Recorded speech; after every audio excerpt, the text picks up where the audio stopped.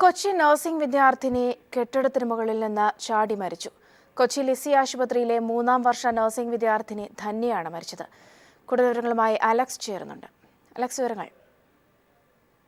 ഉച്ചയ്ക്ക് 12:15 കൊച്ചി ലിസി ആശുപത്രിയിലെ 3-ാം വർഷ നഴ്സിംഗ് വിദ്യാർത്ഥിനിയായ ധന്യ കെട്ടിടത്തിന് മുകളിൽ നിന്ന് ചാടി ആത്മഹത്യ ചെയ്തത്. ധന്യ രാവിലെ ആശുപത്രിയിൽ ക്ലാസ്സിലെത്തിയിരുന്നു. എന്നാൽ 12 മണിക്ക് ശേഷം ധന്യ ഉച്ചഭക്ഷണത്തിനായി പോയ ധന്യ ഹോസ്റ്റലിൽ നിന്ന് തിരികെ എത്തിയില്ല. ആ സമയത്താണ് ആത്മഹത്യ നടന്നത്, അല്ലെങ്കിൽ കെട്ടിടത്തിന് മുകളിൽ നിന്ന് ചാടിയത് എന്നാണ് നമുക്ക് അറിയാൻ കഴിയുന്നത്.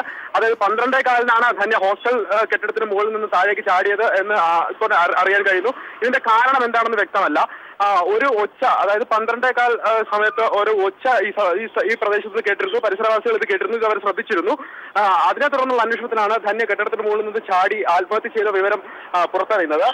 മരിച്ച ധന്യ തൃക്കാക്കര സ്വദേശിയാണ്. ധന്യ ലിസി ആശുപത്രിയിൽ തന്നെ 3-ാം വർഷ നഴ്സിംഗ് വിദ്യാർത്ഥിനിയുമാണ്.